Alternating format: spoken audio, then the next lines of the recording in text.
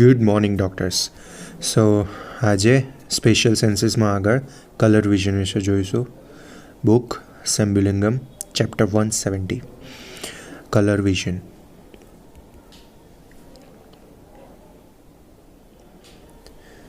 Introduction. Human eye can recognize about 150 different colors in the visible spectrum.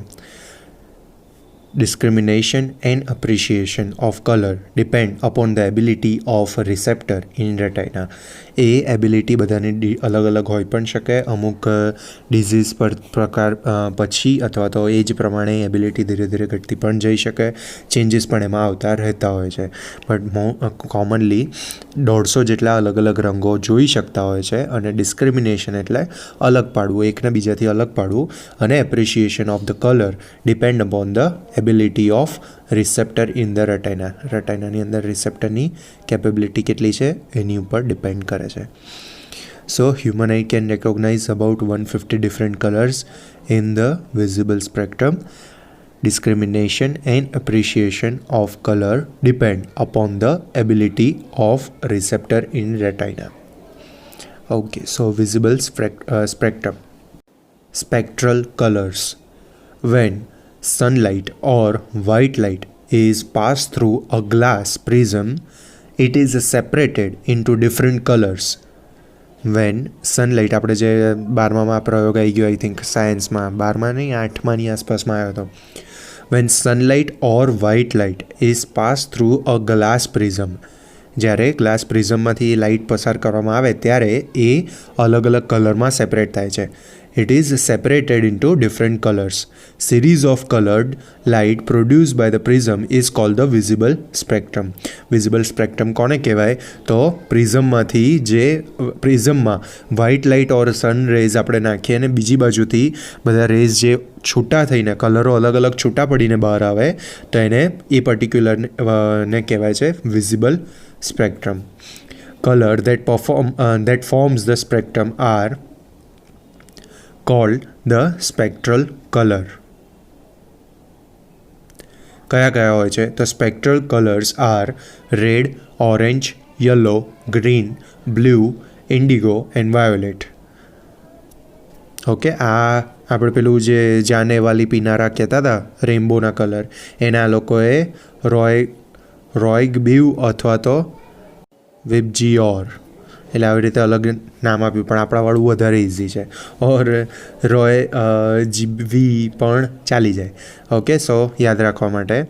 So red, orange, yellow, green, blue, indigo અને violet. હા, એનું ઊંધું કર્યું છે અહીંયા બીજું. આને કહેવાય છે સ્પેક્ટ્રલ કલર્સ. ઓકે, રેઇનબોના કલર ઇન શોર્ટ. હવે in the spectrum colours occupy the position according to their wavelength. બધા કલરની પોઝિશન કેમ રેડ પહેલો આવ્યો ને ઓરેન્જ પછી આવ્યો ને એના પછી જ યલો આવ્યો, તો it depends on their wavelength. કેમની વેવલેન્થ કેટલી છે એની ઉપર ડિપેન્ડ કરતા હોય છે પોઝિશન બધાની. In the spectrum colors occupy their position according to their wavelengths. Wavelength is the distance between two identical points in the wave of light energy.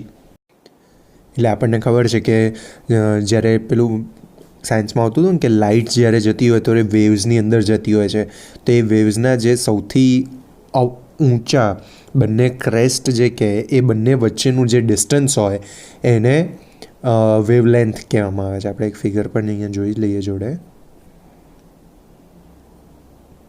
Okay, સો આ બે ડોમ જે બનેલા છે એ બે વચ્ચેનું ડિસ્ટન્સ દેટ ઇઝ વેવલેન્થ. અમુકમાં લાંબી હોય, અમુકમાં નાની હોય. હવે depending on which wavelength is which type, sorter છે, વાઇડર છે અથવા તો લોંગર છે, કઈ છે એ પ્રમાણે એની પોઝિશન્સ નક્કી થયેલી છે. સો again in spectrum colors occupy the position according to their wavelength. Wavelength is the distance between two identical points in the wave of light energy. Accordingly, red has got maximum wavelength of about 8000 Armstrong. એકચ્યુઅલમાં એંગસ્ટ્રોંગ કહેતા હોય છે. એટલે રેડનું શું કહે છે કે wavelength એની 8000 angstrom છે અને violet has got a minimum wavelength of about 3000 angstrom. એટલે યુનિટ પ્રમાણે તમારે ગણી લેવાનું કે વાયોલેટની જો લેન્થ છે એ આપણે પેલા ફિગરમાં બતાવી એ પ્રમાણે શોર્ટ છે, જ્યારે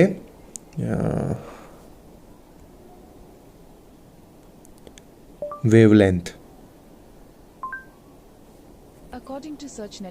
ઓકે. એટલે આ બંને વચ્ચેનું ડિસ્ટન્સ એટલે વાયોલેટની વાયોલેટની વેવલેન્થ શોર્ટ છે જ્યારે રેડની લોંગેસ્ટ છે. ઓકે, કલર વાઇઝ જોવા જઈએ તો રેડ કલરના જે વેવ્સ હશે એની વચ્ચેનું ડિસ્ટન્સ વધારે હશે, એટલે લોંગર હશે. વેઇટ, ચાલો ને 1 મિનિટ. રેડ હોય ને તો આ અને વાયોલેટ. ઓકે, અહીંયાથી અહીંયા સુધીનું ડિસ્ટન્સ 8000 એંગસ્ટ્રોંગ અને અહીંયાથી અહીંયા સુધીનું distance 3000 એમસ્ટ્રોંગ. Cool. Okay, so accordingly, red has got a maximum wavelength of about 8000 angstrom and violet has got the minimum wavelength of about 3000 angstrom. Light rays longer than a red are called the infrareds. હવે એવા લાઇટના waves કે જે આના કરતાં પણ વધારે લાંબા હોય, રેડ કરતાં પણ, તો એટલે સે સપોઝ ચલો આની વેવલેન્થ ગણી લો તમે, આ બંને વચ્ચેનું ગેપ એ રેડ કરતાં પણ વધારે છે તો આને કહેવાશે infrared. Light rays longer than red are called infrared rays. Rays shorter than violet are called the ultraviolet rays. Okay, એટલે હવે વાયોલેટ કરતાં પણ શોર્ટ છે તો એને કહેવાશે યુવી. બહુ ખીચડો થઈ ગયો.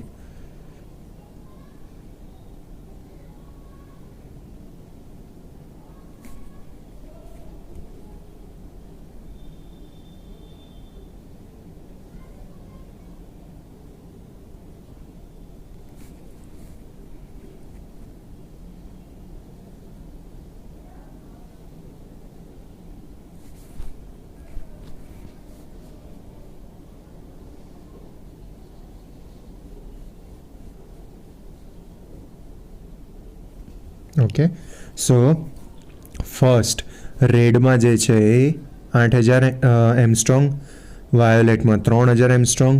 રેડ કરતાં પણ વધારે એટલે 8000 એમસ્ટ્રોંગ કરતાં પણ જો વધારે કોઈ હોય તો એને કહેવાશે ઇન્ફ્રારેડ, અને 3000 કરતાં ઓછું હોય તો એવાને કહેવાશે UV rays.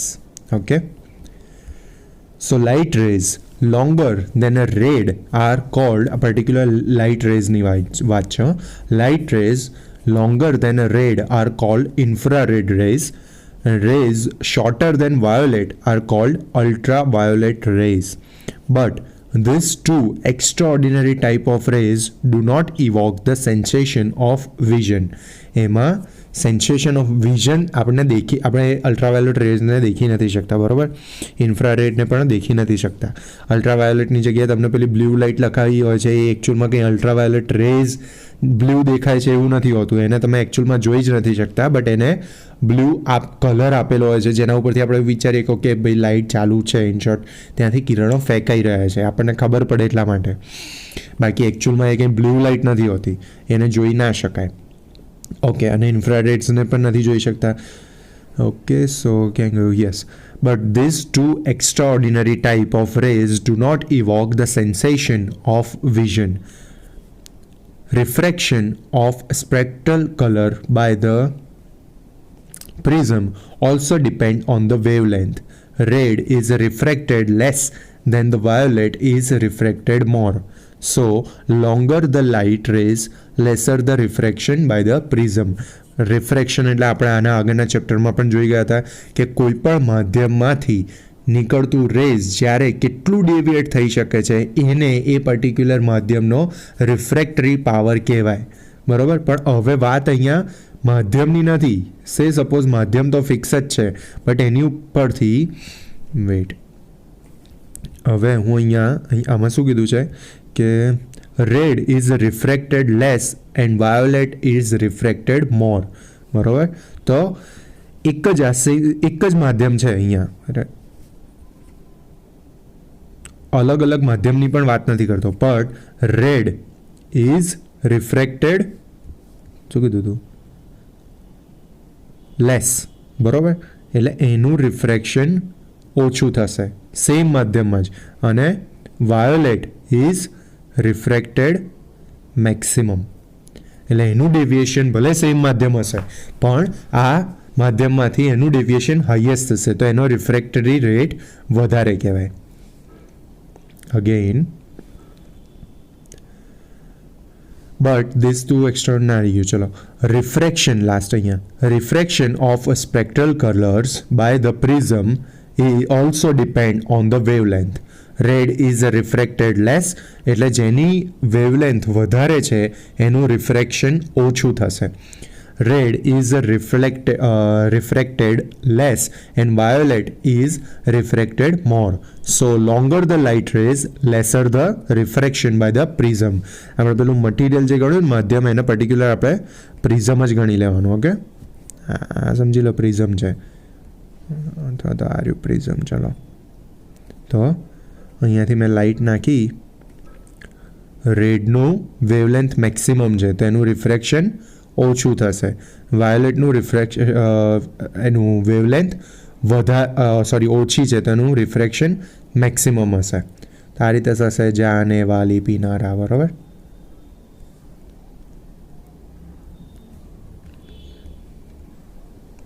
Okay, next Purkinje phenomena. Purkinje phenomena is the shift of brightest part of. Okay, so next is Purkinje phenomenon. Purkinje phenomenon is the shift of brightest part of spectrum when the intensity of illumination is changed. એટલે જે spectrum છે આપણે જોયો, suppose હવે બરાબર એક જ minute, yes, બરાબર. આ આખું આપણને જાને વાલી પીનાર આખો સ્પેક્ટ્રમ મળી ગયો, બરાબર. ઊંધો અહીંયા એકચ્યુઅલમાં પેલું વેવ લેન્થ વધારથી ઓછા તરફ ગોઠવેલો છે, બરાબર. ઓછાથી વધારે તરફ બી ગોઠવેલો હોઈ શકે, એની અંદર જાંબલી પહેલો આવશે. અત્યારે આપણે ઊંધું વધારેથી ઓછા તરફવાળો ગોઠવેલો છે અને આના ઉપર વાત કરી રહ્યા છે. શું કહે છે આ સ્પેક્ટ્રમ છે, એક વસ્તુ યાદ રાખો. હવે Purkinje phenomena is a shift of brightest part of the spectrum when the intensity of illumination is changed. તો જ્યારે પણ ઇન્ટેન્સિટી ઓફ ઇલ્યુમિનેશન, એટલે ઇલ્યુમિનેશનનો મિનિંગ થાય આપણે કેટલું પેલું આમ પ્રજ્વલિત, એટલે વધારે ઇન્ટેન્સિટી સાથે જ્યારે લાઇટ નાખીએ ને, સપોઝ ઇલ્યુમિનેશન જેટલું વધારે ઇન્ટેન્સિટીવાળી લાઇટ એટલે એનું ઇલ્યુમિનેશન પ્રકાશિત વધારે હોવું, બરાબર. એટલે એવું કહેવા માંગે છે કે જ્યારે વધારે લાઇટ હશે તો સૌથી બ્રાઇટેસ્ટ પાર્ટ એ અલગ હોઈ શકે છે, અને જ્યારે ઓછી લાઇટ હોય, લાઇટનો આપણે ઇન્ટેન્સિટી એટલે ઇલ્યુમિનેશન ઓછું કરી દઈએ તો એની લાઇટની પ્રજ્વલિતતા ઓછી કરી દઈએ, એની પ્રજ્વલિતતા તો ના કહેવાય પણ ઇન્ટેન્સિટી જ સમજો એની, એમ કેટલી બ્રાઇટ લાઇટ છે અને એને થોડી ડીમ કરી દઈએ, તો એવી કન્ડિશનની અંદર જે સ્પેક્ટ્રમની અંદરથી આપણને બ્રાઇટેસ્ટ કલર જે દેખાય છે ને એ ચેન્જ થઈ જશે. તો સૌથી બ્રાઇટ લાઇટમાં અલગ હશે અને થોડી ડીમ લાઇટમાં આપણને અલગ કલર દેખાશે, બરાબર. એ વસ્તુ કહેવાની વાત છે. સો હવે કહેવા શું, એકવાર ફરી, Purkinje phenomena is the shift of brightest part of spectrum when the intensity of illumination is changed. When white light is passed through a prism, it split into a spectral color from red to violet, and If the colors are viewed at high illumination, the brightest part of spectrum is yellow. That is, brightest part of the spectrum is shifted to left. જો હવે શું કહે છે કે જ્યારે white લાઇટને પ્રિઝમમાંથી pass કરીએ છીએ તો એ લાઇટને સ્પ્લિટ કરે છે સ્પેક્ટ્રમ કલરમાં, કે જે લાલથી વાયોલેટ ટાઈપનું થયું. અને જો એને આપણે વધારે ઇલ્યુમિનેશન સાથે, વધારે લાઇટની અંદર વધારે બ્રાઇટલી જોઈએ છે તો આપણને સૌથી, એ બધા કલરમાંથી સૌથી બ્રાઇટ કલર કયો દેખાશે? So that is yellow. એટલે કે that is brightest part of the spectrum is shifted to yellow, left. હવે સેન્ટરથી ગણવાની વાત છે કે સેન્ટરથી એ પાર્ટ કઈ બાજુ શિફ્ટ થયો? આપણને યલો કલર સૌથી બ્રાઇટ દેખાય છે બ્રાઇટ લાઇટની અંદર, બરાબર? તો એ કલર શેમાં શિફ્ટ, સ્પેક્ટ્રમમાં આપણે કઈ બાજુ શિફ્ટ થયા કહીએ? Left side. હવે સે સપોઝ હું અત્યારની જ આ લાઇટ એકદમ ડીમ કરી દઉં તો એવી કન્ડિશનની અંદર તમને સૌથી બ્રાઇટ કલર કયો દેખાશે? આમાં કદાચ ટ્રાય કરી જોવું થશે. ઓ સોરી, તો મારા જ ફોનની બ્રાઇટનેસ બદલાય, તમને નહીં ખબર પડે. ઓકે, તમારામાં ટ્રાય કરજો, કદાચ મોબાઈલમાં થઈ શકે. આ તો મને હમણાં વિચાર આવ્યો એટલે મેં જસ્ટ કર્યું આવું. બટ ઇન જનરલ કહું કે સૂર્યપ્રકાશની અંદર આપણે બહાર કોઈ યલો કલર પહેરીને આવ્યો હોય ને તો એ આપણને આંખે વાગે. કેમ? કારણ કે યલો કલર એ હાઈએસ્ટ લાઇટ રિફ્લેક્ટ, એકદમ બ્રાઇટેસ્ટ દેખાય. તો સ્પેક્ટ્રમની અંદર આપણને આ થોડું લેફ્ટ સાઈડ ખસે ને આપણે. કેમ? એટલે શું કહે છે કે સૌથી હાઈએસ્ટ ઇન્ટેન્સિટીવાળા ઇલ્યુમિનેશન વખતે સૌથી સારો દેખાતો કલર કયો? બ્રાઇટ દેખાતો કલર, તો દેટ ઇઝ યલો. હવે ઇફ સપોઝ હું લાઇટને ઘટાડી દઉં છું,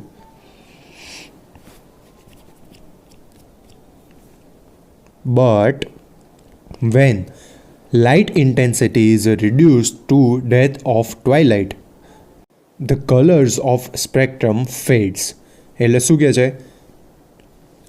છે કે જ્યારે ટ્વાઇલાઇટ, એનો મિનિંગ અહીંયા પર્ટિક્યુલર પેલા મૂવી રિલેટેડ નથી. ટ્વાઇલાઇટ એટલે લાઇટ જ્યારે થોડીક ઓછી થઈ જાય, સાંજનું જે એટમોસ્ફિયર જેવું થાય ને એવી ટાઈપની જે લાઇટ હોય, થોડી ડલ લાઇટ, તો એવી કન્ડિશનની અંદર આપણને કલર વધારે બ્રાઇટ કયો દેખાશે? તો that is green colour.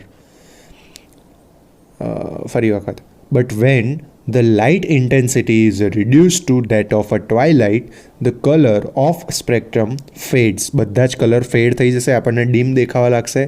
Now the brightest part of spectrum is green. હવે આપણને સૌથી બ્રાઇટ કયો દેખાશે? ગ્રીન. ગ્રીન આપણને એકદમ ઇઝીલી દેખાશે, આપણી આંખે એકદમ ઇઝીલી બ્રાઇટેસ્ટ દેખાશે. એટલે ઓછી લાઇટની અંદર ગ્રીન વધારે બ્રાઇટ દેખાય છે, વધારે લાઇટની અંદર યલો વધારે બ્રાઇટ દેખાય છે. ઓકે, તો આમાં શું થશે? તો એ સ્પેક્ટ્રમમાં આપણે કઈ બાજુ ખસ્યા? યલો હતું એ લેફ્ટ બાજુ છે, ગ્રીન છે એ રાઇટ બાજુ છે, બરાબર? તો આપણે થોડું રાઇટ હેન્ડ સાઈડ ખસ્યા. તો એટલા માટે શું કહે છે? Thank you. Yes, that is the brightest part of spectrum is shifted to right. It is called the Purkinje shift or effect. Okay.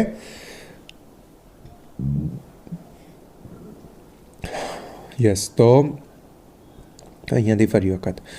But when the light intensity is reduced to that of twilight, આપણે જ્યારે light intensity ઘટાડીએ છીએ, the color of spectrum fade. સ્પેક્ટ્રમના colours ઝાંખા થઈ જાય છે. અને એવી કન્ડિશનમાં એ ઝાંખા સ્પેક્ટ્રમમાં આપણને સૌથી બ્રાઇટ દેખાતો કલર કયો છે? તો દેટ ઇઝ ગ્રીન કલર. જેના લીધે આપણે એવું કહી શકીએ કે સ્પેક્ટ્રમમાં બ્રાઇટેસ્ટ પાર્ટ જે છે એ થોડોક રાઇટ હેન્ડ સાઈડ ખસ્યો. That is the brightest part spectrum is shift to right. It is called the Purkinje shift or Purkinje effect. Okay. So, according to Purkinje, this effect is due to the maximal stimulation of cones by yellow and the maximal stimulation of rods by green.